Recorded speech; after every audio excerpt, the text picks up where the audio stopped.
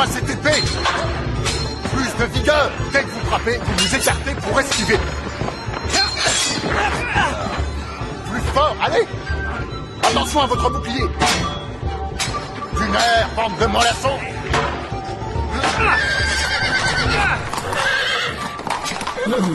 Laissez passer! Bien serré! Si vous continuez à faire du cheval avec l'élégance d'un sac de pommes de terre mouillées, jamais vous n'arriverez à libérer la belle au bois dormant. Vous m'entendez, monseigneur?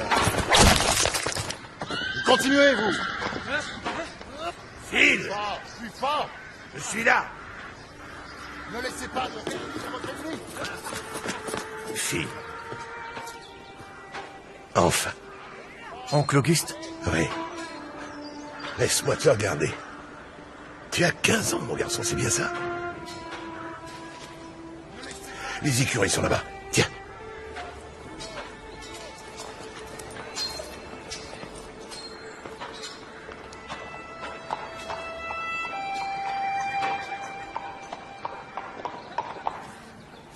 C'est là que nous gardons nos trésors. Ils ont tous participé au moins une fois à un tournoi de cheval. Attache-le ici. Ici, c'est la place de Prince Carlton. C'est le plus rapide de tous les chevaux que le roi ait possédé. Il gagne presque toutes les courses. Ah, le travail de palefrenier consiste à prendre soin des animaux, à les nourrir et à les entraîner. Je t'ai fait venir pour que tu m'aides. Tu sais monter à cheval? Oui. Et tu sais balayer? Oui. Bon, allez, il est contre le mur. Je ne sais pas ce que vous avez fait à Prince Carlton ce matin, Maître Auguste, mais il est tellement nerveux qu'il a failli me faire tomber tout à l'heure. Désolé. Je vais vérifier ça tout de suite, mon prince. Vous tenez les rênes beaucoup trop serrées. Je l'ai remarqué quand vous êtes arrivé. C'est normal qu'il n'aime pas ça. Je te connais pas. Tu es le nouveau garçon d'écurie? Frictionne-le bien et sèche-le. Et nettoie ses sabots. Prenez garde à vous, il a la ruade facile.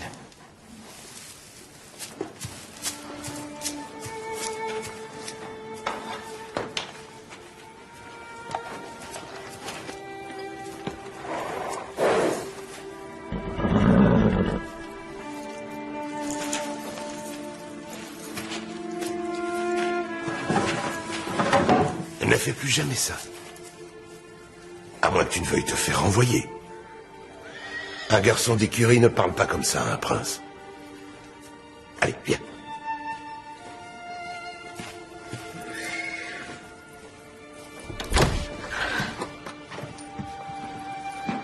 Tu vas dormir là.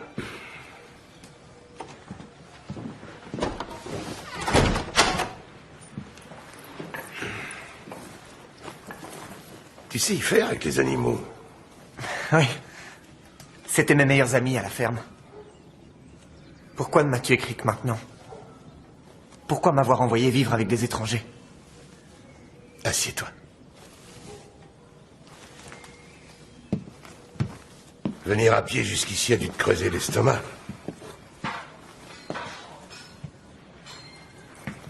Que font-ils? Qui? Le prince Eric et les autres. Ils s'entraînent en vue des tournois du mois prochain. Ils veulent sauver la Belle au Bois dormant. Qui? La Belle au Bois dormant. J'ai entendu le maître d'armes en parler. Je croyais que tu savais qui c'était. Tiens, de l'eau.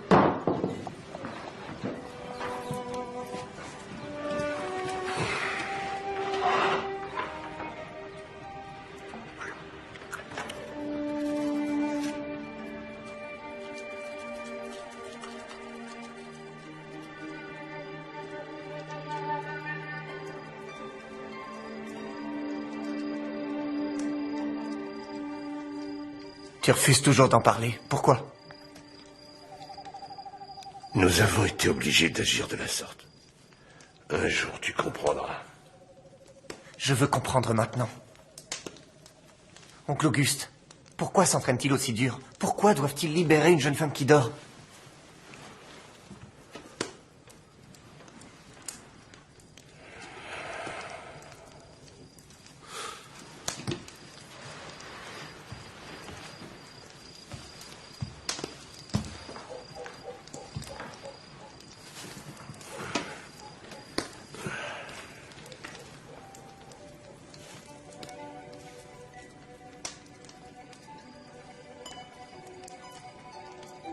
Il y a 100 ans de cela vivait un roi et une reine,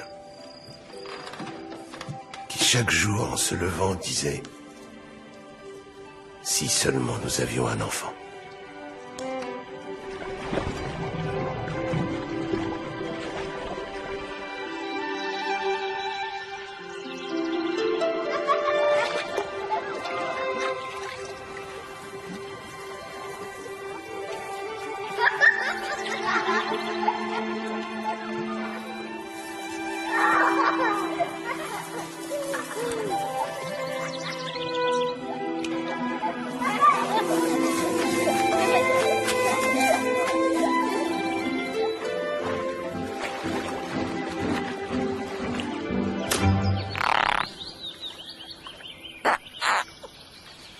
Marraine, pourquoi es-tu si triste? Il fait si beau et l'eau du lac est si douce.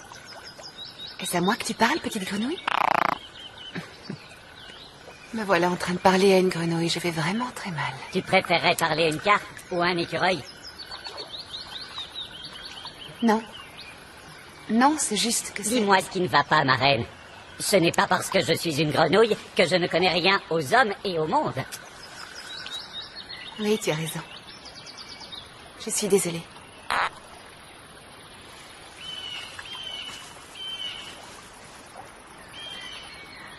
J'ai beau me promener tous les jours dans la nature.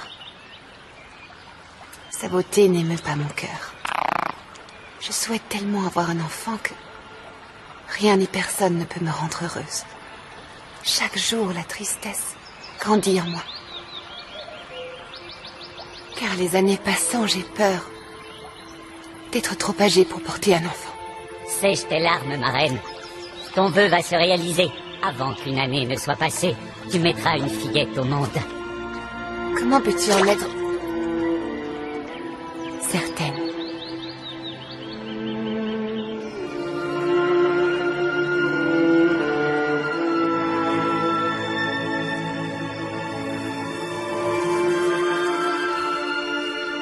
Ce que la grenouille avait prédit arriva.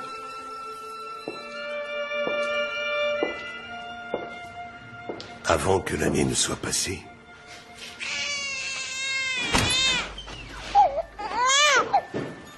la reine donna naissance à une magnifique petite fille.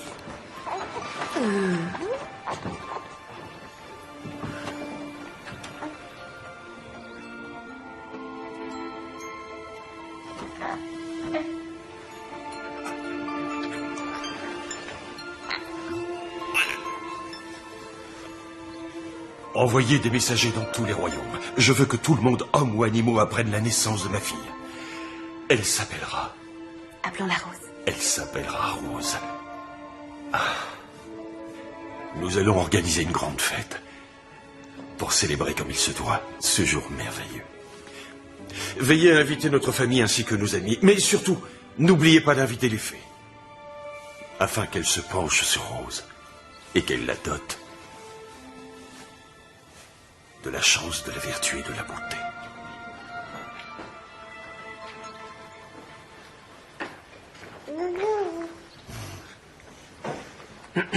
Qu'y a-t-il?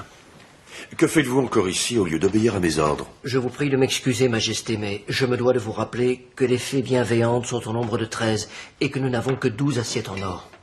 Dans ce cas, nous nous passerons de Maruna, la fée de la destinée. Elle se comporte toujours très mal dans ce genre d'occasion. Et puis, tout le monde sait bien qu'être 13 à table porte malheur aux invités.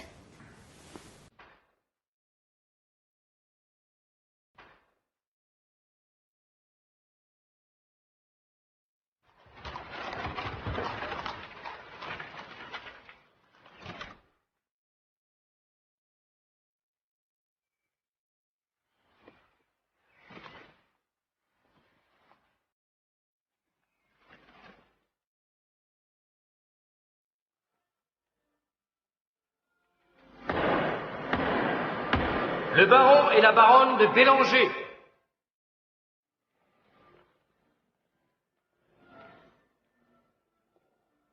Nos plus sincères félicitations.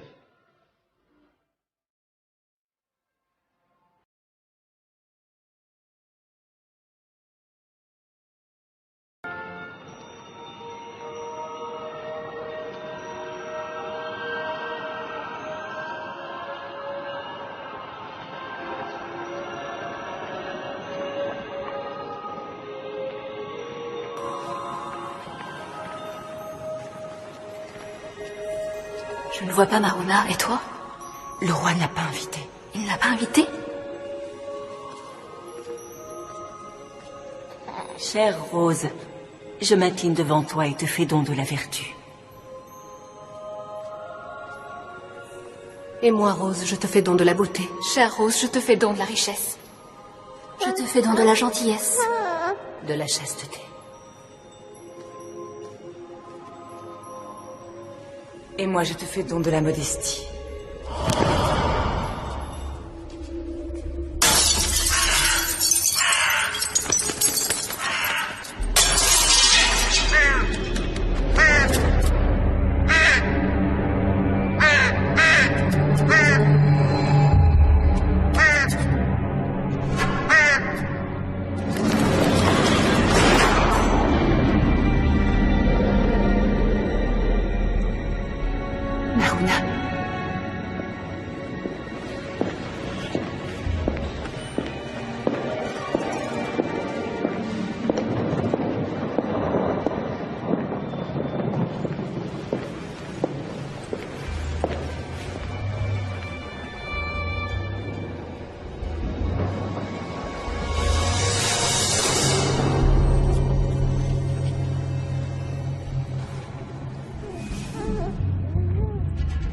Rose, chère petite princesse,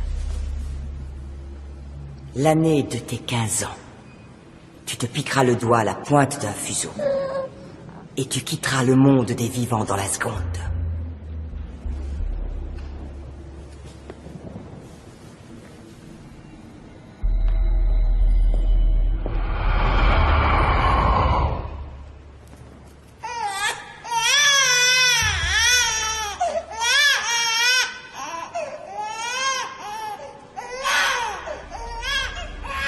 Cher petit enfant, je ne peux malheureusement pas défaire le sort de Maruna. Mais je peux le modifier. Elle ne mourra pas, mais dormira d'un sommeil profond durant 100 longues années. Et seul un prince au cœur pur pourra la réveiller.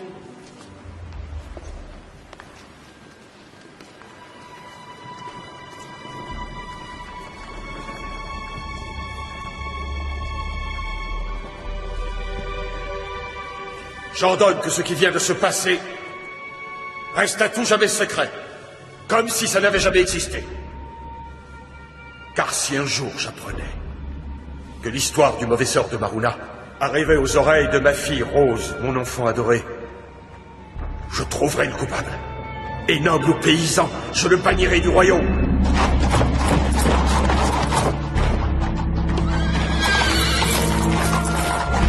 De plus, j'ordonne qu'à partir de ce jour, il n'y ait plus aucun fuseau dans tout mon royaume. Je déclare également la possession de fuseaux et de rouets interdite et punissable.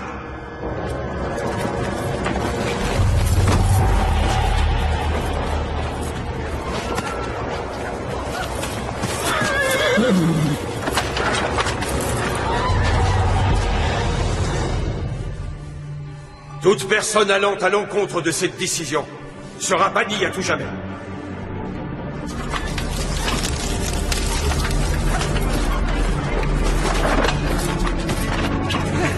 Comment allons-nous fabriquer nos tissus? Arrêtez, vous n'avez pas le droit. C'est notre seul moyen de subsistance.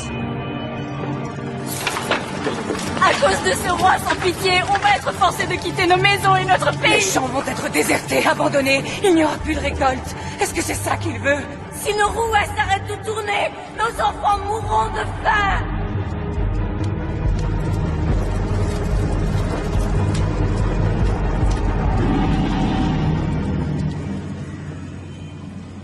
Ce n'est que le commencement, Majesté.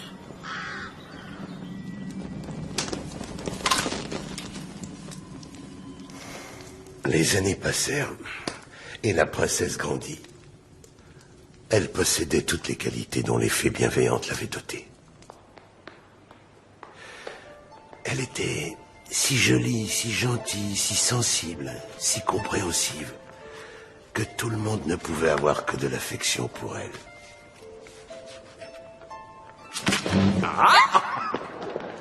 Mais bien que tous ses désirs furent exaucés, Elle se sentait seule. Et rêvait d'avoir des amis avec qui jouer.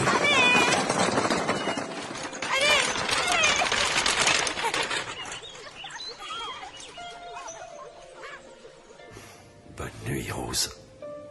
Bonne nuit, papa. De peur qu'il arrivât quelque chose à sa fille chérie. Il ne la laissait jamais seule, même la nuit. Mais quelques jours avant son 12e anniversaire, Rose rencontra celui qui allait devenir son plus grand ami.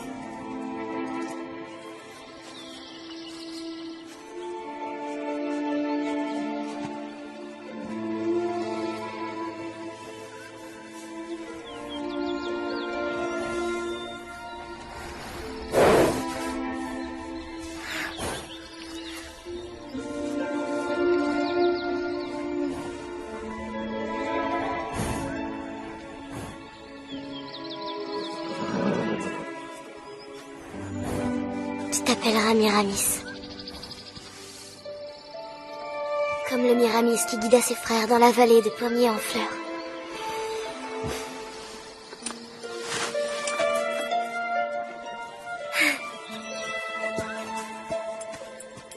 Puis, quelques jours avant son 15e anniversaire, tant redouté par ses parents,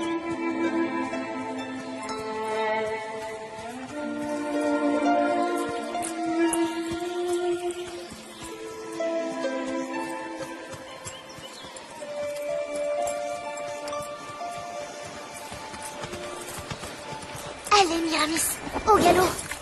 Vite.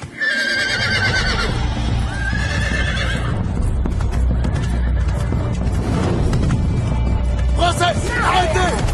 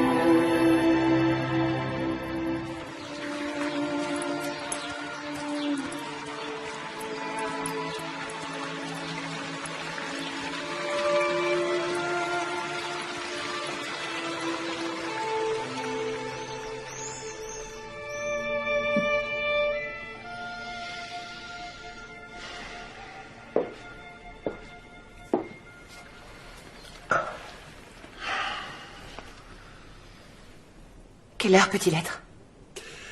La nuit va bientôt tomber. Pourquoi l'as-tu autorisé à sortir du château? Dans 4 jours, il aura 15 ans. L'aurais-tu oublié? J'ai demandé à 2 gardes de l'accompagner. Ouvrez la porte! Vite! Où est Sa Majesté? Il faut que je parle à Sa Majesté!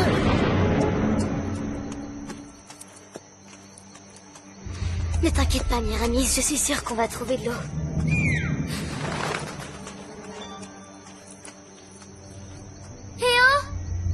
Y a quelqu'un?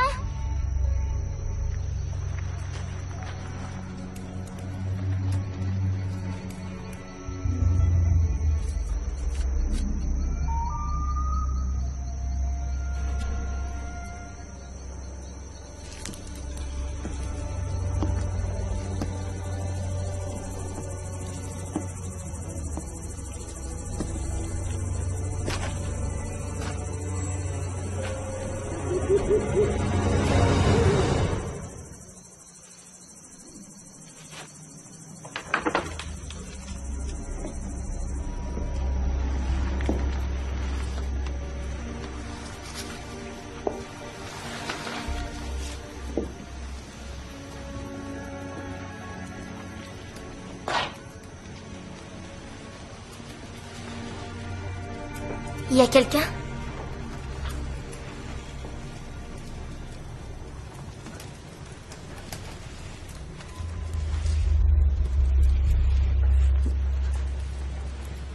Approche. Que je puisse mieux voir de quoi tu as l'air. N'aie pas peur. Tu peux me faire confiance, je ne te ferai pas de mal. Je ne suis qu'une vieille dame. Viens, assieds-toi. Et joins-toi à moi. Je n'ai jamais d'invité, ça me fera de la compagnie. Madame, pourquoi êtes-vous seule? Où sont les autres? Tu dois venir vraiment de très loin si tu ne sais pas pourquoi je vis seule.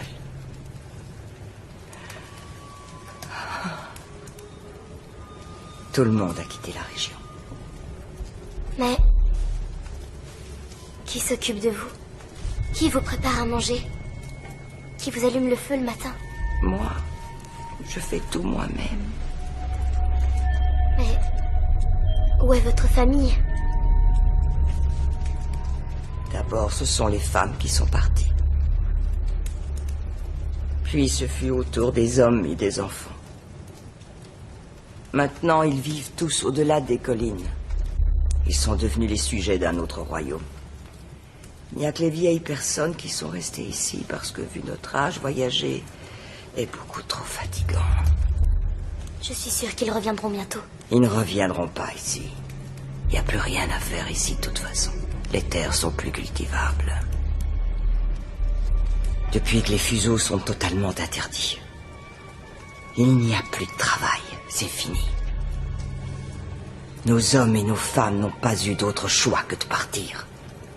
Le rôle des parents, c'est de prendre soin de leurs enfants. Rien de plus normal. Mais pourquoi les fuseaux sont-ils interdits? Qui a fait ça?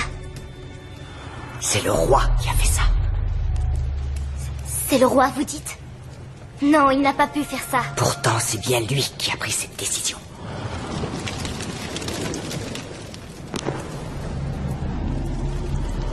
Il se fait tard. Tu ferais mieux de t'en aller. Sois prudente. Un accident est si vite arrivé quand on galope dans le noir.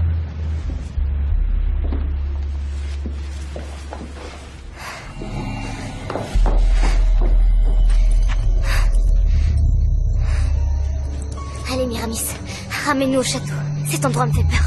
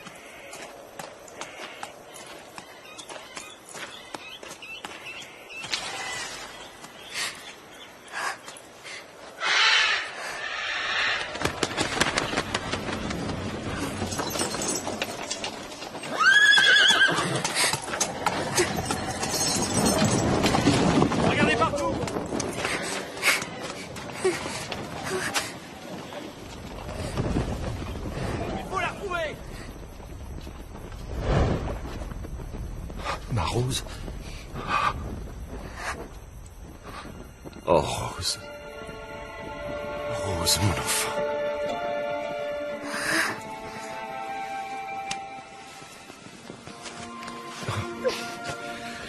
Nous avons eu tellement peur de te perdre.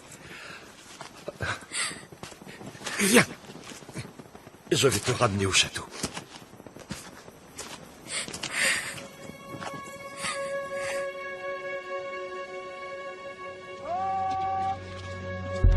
En place pour la haie d'honneur!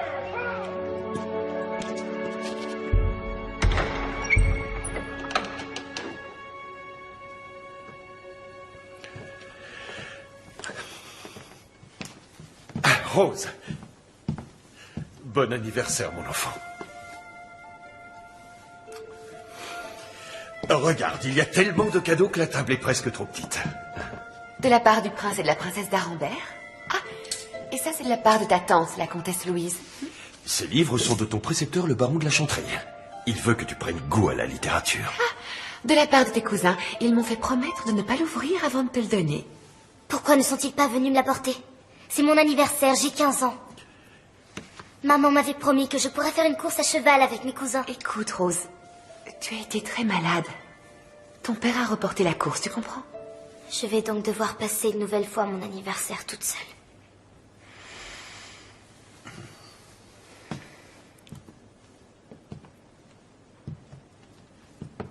Nous pensions t'emmener faire un pique-nique au lac bleu.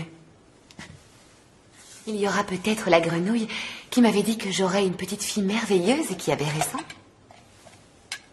J'ai pas envie d'aller au lac bleu, on y va tout le temps. Tu es tout pour nous, Rose. Tu le sais? Papa, pourquoi as-tu fait interdire les fuseaux? Que dis-tu? Il n'y a plus aucun fuseau dans tout le royaume à cause de toi. Les gens ne pouvaient plus filer la laine. Ils sont partis chercher du travail ailleurs. Pourquoi tu as fait ça? Que dis-tu là, Rose? Qu'est-ce que tu racontes? Pourquoi as-tu fait ça, papa? Qui t'a dit ça? Si jamais je le retrouve, J'avais mes raisons. Tu comprendras quand tu seras plus grande. Tu es encore trop jeune. Je suis trop jeune pour quoi? Pas pour ça, en tout cas. Mais que t'arrive-t-il, ma chérie? Aurais-tu de la fièvre? Vous ne voulez rien comprendre, j'en ai assez. Je passe tous les jours de ma vie avec vous, je n'ai jamais eu d'amis. Mais aujourd'hui, c'est terminé. Je veux des amis de mon âge, des amis qui pensent et ressentent les mêmes choses que moi. Un royaume peuplé de vieilles personnes. C'est vraiment ça que vous voulez pour mon avenir? Je ne peux pas le croire. Chaque année, j'ai droit à un vœu pour mon anniversaire. Eh bien, cette année, je veux que les gens aient autant de fuseaux et de rouets qu'ils le désirent. Sinon, je ne veux plus de fête d'anniversaire. Voyons, Rose. Laisse-la. C'est de son âge de s'énerver pour un rien. Quand elle sera calmée, tout ira bien.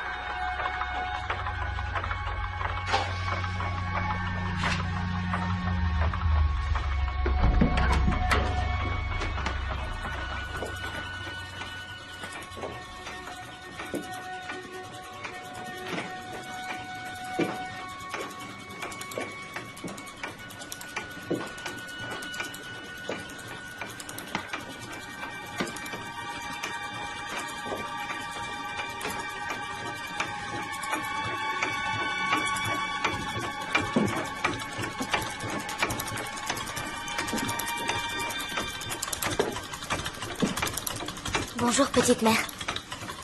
Que faites-vous là? Je file, mon enfant. Vous filez?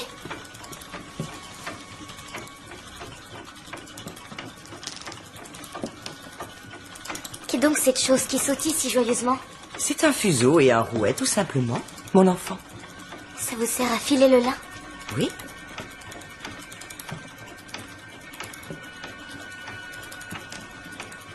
Avec un seul fuseau, on peut obtenir des mètres de fil. Regarde.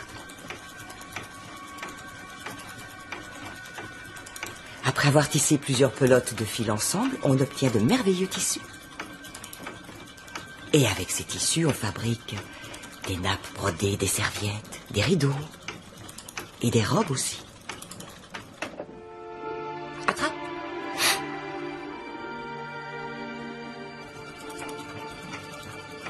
Avez-vous fait beaucoup de pelotes, petite mère? Oui. Si on tissait ensemble toutes les pelotes de fil que j'ai faites, on obtiendrait une pièce de tissu qui pourrait recouvrir le monde entier. Il y a des années, le roi a commis une belle erreur en bannissant toutes les personnes qui filaient. Son royaume s'est dépeuplé, les familles se sont dispersées. Il n'y a plus personne dans les champs. Qui êtes-vous, petite mère? Comme tu peux le voir, je suis une simple fileuse qui a réussi à sauver son moyen de subsistance. Tu as l'air très intéressé par ce que je fais. Tu aimerais essayer? Bien sûr. Oui, pourquoi pas? Oublie ce que j'ai dit. Ce n'est pas convenable pour une princesse. Si, laissez-moi essayer, je vous en supplie. Très bien. Si tu y tiens tellement, alors assieds-toi à côté de moi.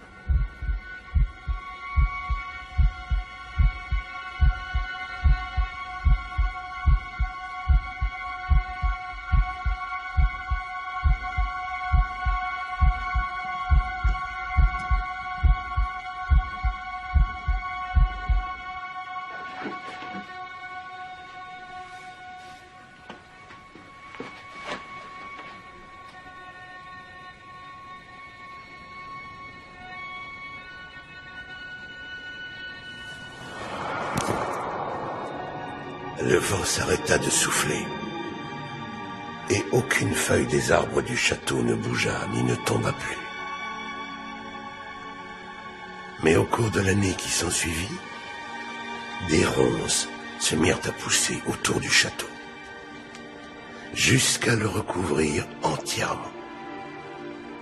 L'histoire de la Belle au bois dormant se répandit dans tous les royaumes, même les plus éloignés. Et ainsi, de temps en temps, des fils de rois essayaient de se frayer un chemin dans les ronces jusqu'au château. Mais aucun n'y parvint. Les ronces étaient tellement denses et serrées qu'une fois à l'intérieur, les jeunes princes s'en trouvaient prisonniers, le corps transpercé de milliers d'épines. Ils mouraient en affreuses souffrances. Un château entièrement endormi. Ça n'existe pas, oncle Auguste. C'est une légende, pas vrai?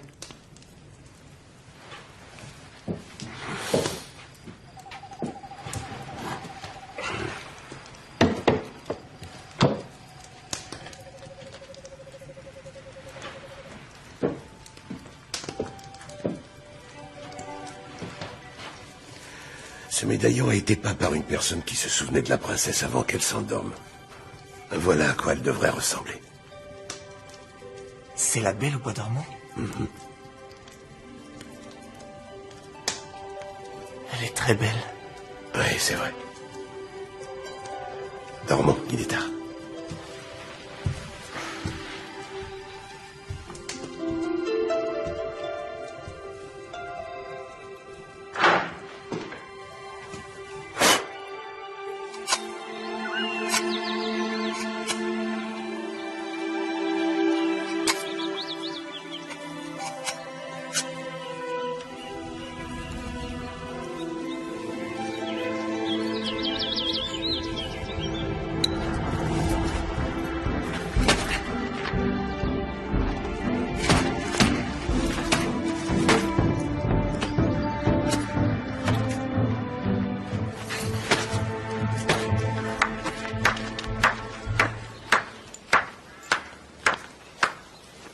Tu te défends bien? T'es doué? Si tu continues comme ça, tu vas nettoyer les écuries en 2 secondes. Tiens, il est trop petit pour mon chien.